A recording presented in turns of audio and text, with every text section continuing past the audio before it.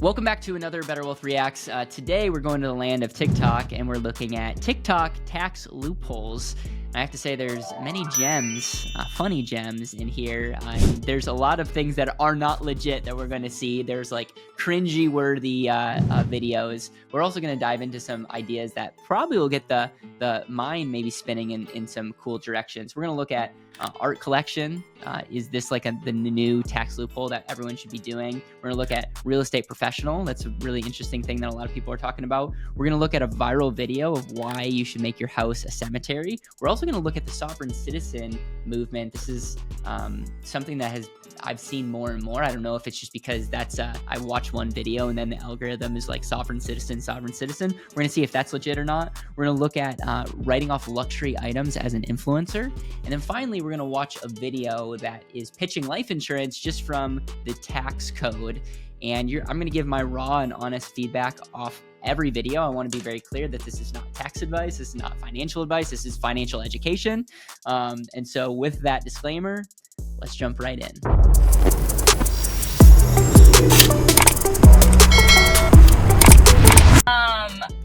Did you know that if you bury a loved one in your backyard, that your house now is zoned as a cemetery and you no longer owe property taxes, as well as you're no longer part of any HOA or any government anything? Your house is a write-off. It's tax-free on any upgrades to your house, and they can never take your house after that. Generational wealth. It doesn't matter if you default on your mortgage or anything like that. They can never take your house from you, ever. They can't take it from your kids. They can never take it. So think about this. Back in the day when you watch things like Wyatt Earp and the movies, they go out back and they bury, their loved ones in their backyard.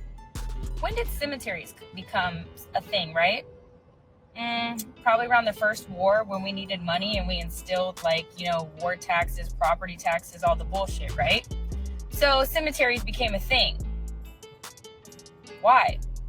Oh, because they needed property tax and they wanted you to pay a lot for funerals. When people used to just do cardboard and, bury people 6 feet under and put them close to their house. But now they have you pay for a plot of land, pay for a tombstone, pay for a casket, put you in debt basically for a funeral to put your loved one on a property that's not yours. Because if you put them in your backyard, then you no longer owe property taxes and your house is no longer owned by the government. I don't know who needs to hear this, but I'm just putting it out there. All right, this is totally false for those of you that needed to hear this. I love how people can just be in their car just kind of like spouting crazy half-truths, because there might be some elements of truth that she talks about, but her whole insinuation of like, hey, you can bury someone that you love in the back of your yard and everything that you do with your house is tax-free is so false. Please don't do this. It has 168,000 saves, 171,000 shares, 620,000 likes.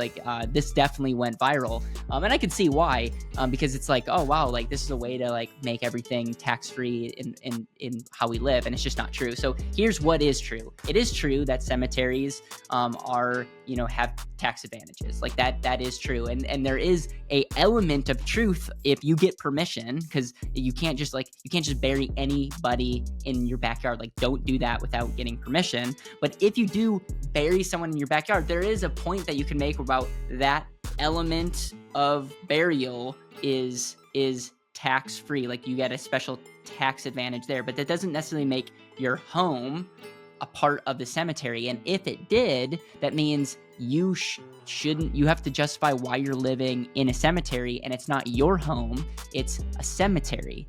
So this whole concept of, yes, everything is tax-free and generational wealth and all this stuff, it's like you're using the cemetery as a loophole, but you still are acknowledging that you have your home and you're not using it all as a cemetery, because no one wants to grow up in a cemetery. Like, that's not a great place to raise up your home. And so again, we're taking half truths. We're saying, hey, this is a loophole. If we can quote unquote make our house a cemetery, everything is tax-free. When if you were getting audited, if you were looking at it and you were like really being critical, you're saying, no, like this whole thing is not a cemetery. The best case scenario is maybe your plot of land you could maybe make the argument that you don't have to pay taxes on that plot of land. And then maybe like there's some type of equation that you bring out. And so be very, very careful. Yeah, this is definitely not legit. All right, TikTokers. So I'm going to do something amazing for you this weekend on how to elect to not have any taxes withheld from your paycheck and how to be exempt from federal and state taxes. No, you don't need to be a state national to do this either, because it is in the tax code of the IRS that taxes are voluntary. So the minute that you elect to pay taxes, you just contracted with them, and then they can come after you. So if you choose to be exempt, then they won't come after you. And if you fill out your forms at the end of the year during tax season, or at the beginning of the year actually during tax season, then yes, you contracted with the government again, and they're going to come after you for the money. First things first, on your W-4 for federal, below line 4C, write in exempt, just like I did.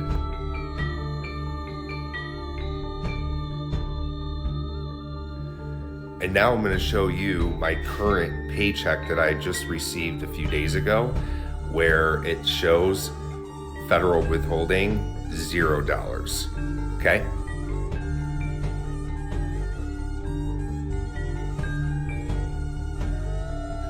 All right, now for the state tax. Same thing, you don't write exempt in, but different states operate differently. Arizona, we definitely use the W-4 here. I'm not sure about other states, but I'll show you what I chose when I was filling out my W-4 for state.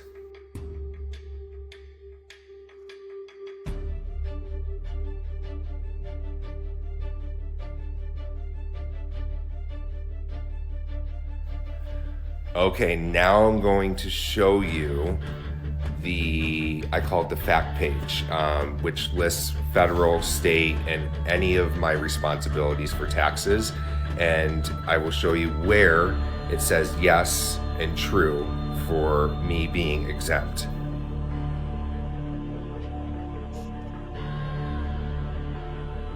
It's really simple, guys. You don't need to become a state national to do this. Just know the law. Know that we've been duped, and know that taxes are voluntary. No contract law, no trust law. Everything is in contract. That's how they get us. It's tacit agreement. But if you want to go ahead and correct your status, then go ahead and do it. I've done it. And I will say though, certain towns like Sedona, it puts a target on your back. So I would be very careful, and I would know the law. It's not about your status, it's about how you stand in your sovereignty, okay? It's not about the paperwork, it's about what you know, how you stand in your own individual self. Type into Google, who is obligated to pay income tax. You'll see what comes up. All residents and all citizens of the United States. Time to do some homework. Define residents and citizens, and define the United States. Can anyone put in the comments for the rest to see why it's the United States and not the United States of America like we see on our passport? Can anyone else explain for us why it doesn't say in all caps the United States of America? Does anyone else think that maybe the IRS uses specific words for a specific reason and they don't use other words for certain reasons? Why do we not see the United States of America in here? All right, so these last two videos that we watched was this concept of sovereign citizen, and it is something that I would highly, highly, highly, highly discourage you to even think about.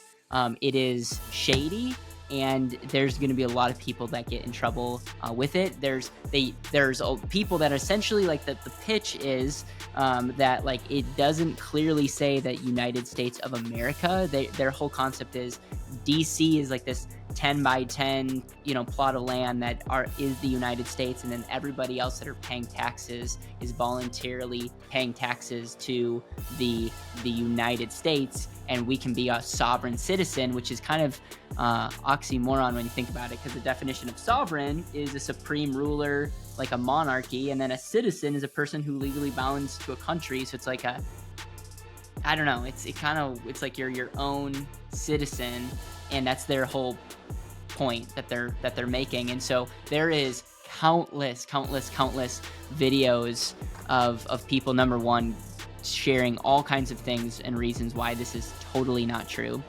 There are other people that, you know, when they get pulled over on the side of the road, they'll tell the police officer, like, I'm a sovereign citizen, I don't need to follow the rules, or for child support. And like, I can't tell you, time after time after time, it gets thrown out, and like the courts do not uphold this concept of sovereign citizenship. Now, is it true that this person or people have saved money in the short term by saying that they're not a citizen? Yes. Can you just not pay your taxes and just be like, I'm just going to lie to the IRS? Yes, you can. Will that work in the short term? Probably. Will the IRS come after you? And will you be at the end of your rope, and will things be found? Probably. So that's the whole concept of like this idea of like, yes, you can lie and you can get by. And some people lie their entire life, and it doesn't seem to ever catch up with them. But that doesn't make it a tax strategy. It doesn't make it legit. Even I love how at the very end it's like, have faith in the Lord. Like, what does that have anything to do with being a sovereign citizen? Like that's the thing, is like, if there were there are countless examples of people that were doing this and then went to court and it was upheld. Like, then there's something to see there. And like I said, like, there's a reason why we have a tax company at BetterWealth, is like we started seeing a lot of sketchy tax strategy, tax recommendations out there, and it became really frustrating because a part of us wants to believe this. Like, how cool would it be not to have to pay taxes, be a quote unquote sovereign citizen? Like, that's cool, but it's not the right thing, and it doesn't pass the BS test. And then when you actually look at the actual results, are people going to jail over this? Are people getting found out? Are people having to pay back taxes and all that? The answer is yes to all of that. So I would just be very, very careful, number one, to make videos like this. I don't know why anyone would make a video like this, number one. And number two, don't believe everything you hear on TikTok. That's for sure not true. Are there some elements of truth to it? No. Like, I'm not even going to give them a half truth on this. It's false. Please don't do this. And that's all I have to say about that. Tax loophole that will blow your mind. Rich people use artwork to get away from taxes. Let's say you buy a piece of art for $100,000 and get it appraised for $1 million. Then you donate it to a foundation, and now you can write off $1 million. Take it a step further, you own the foundation that you're giving it to. The best part is you only need to donate 5% of what's in that foundation. And now you can keep the painting and get double the write-offs. All right, this video is a half truth. It is kind of true, and there's some things that are false about it. So first, let's talk about the things that are kind of true. Number one is wealthy do use art as a way to save money on taxes. The whole concept of buy art for $100,000, get it fair market value at $1 million, donate that, get the deduction. There's some truth to that. Where this person is wrong is they're using the word foundation versus a public charity or museum. A foundation, there's a ton of benefits to a foundations.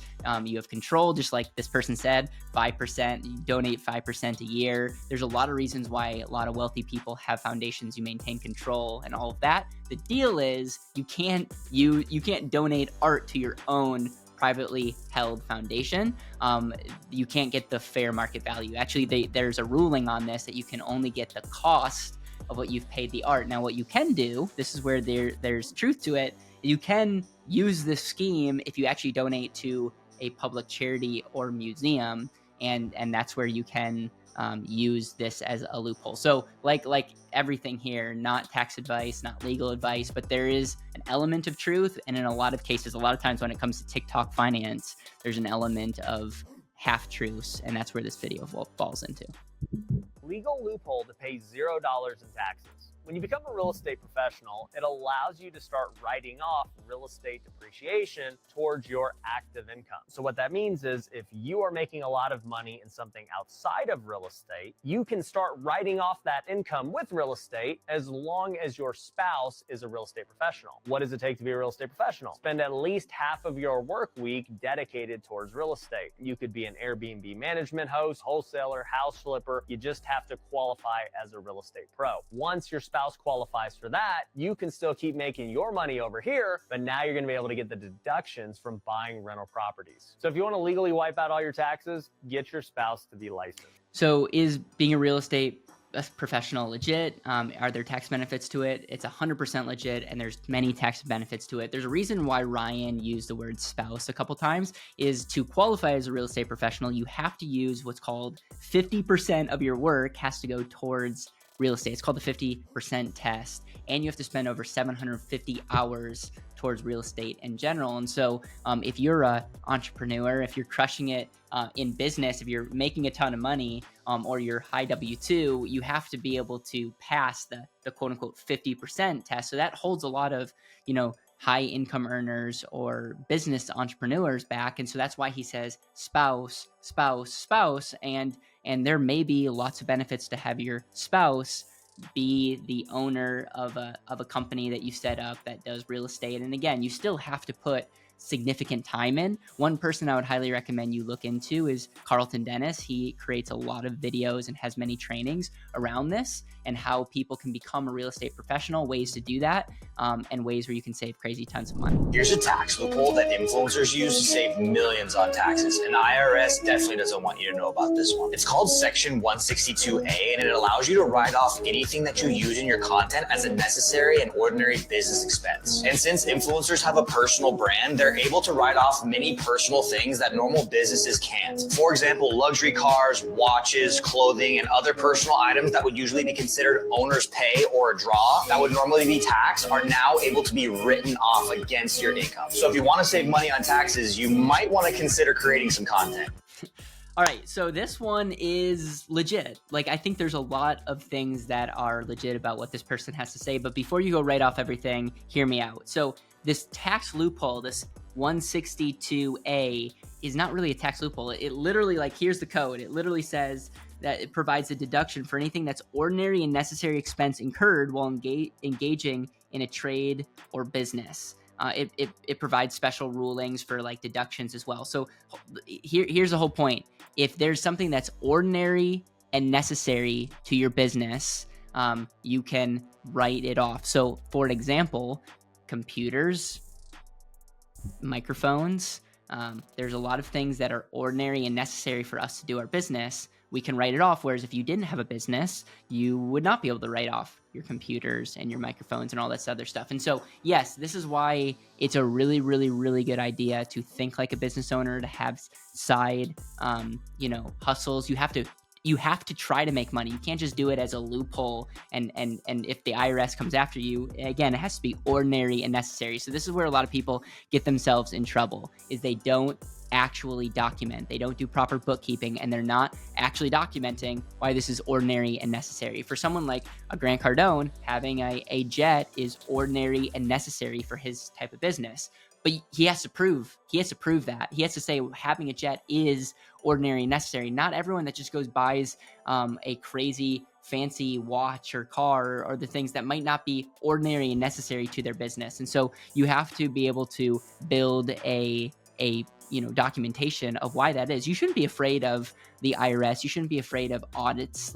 You should just really document why this is ordinary and necessary. And this is what I'll say. There are benefits of travel influencers. There are people out there that their income comes from traveling and documenting their experiences. And so you could make the argument that it is ordinary and necessary for them to fly first class, for them to stay at nice hotels, for them to experience great food, because it's ordinary and necessary for their business.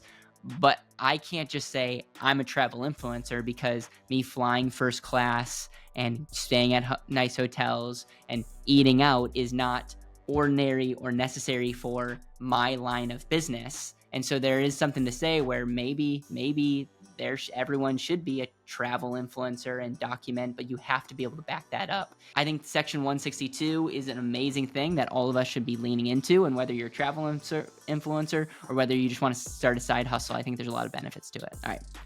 Last but not least, 3 secret tax loopholes the IRS won't tell you, but I will. First one is under Section 72E, and it states that you can actually get tax-free compound interest in certain financial products. Second one states under Section 7702 that when you go to access that money in certain financial products, that it's also going to be tax-free when you touch it. Final one is under Section 101A, which states when you pass away, your beneficiary can receive the funds of these contracts completely tax-free. By the way, the financial products that these tax regulations apply to happen to be life insurance. So this is true, and there's a lot of buts in there. So hear me out. I'm going to go through what's true, and then I'm going to add what I would add. And I'm not just giving this a full thumbs up. So number one, Section 77(2)(e) pretty much does say that dividends and life insurance are tax-free. And this is a criticism that a lot of people use on life insurance. Is like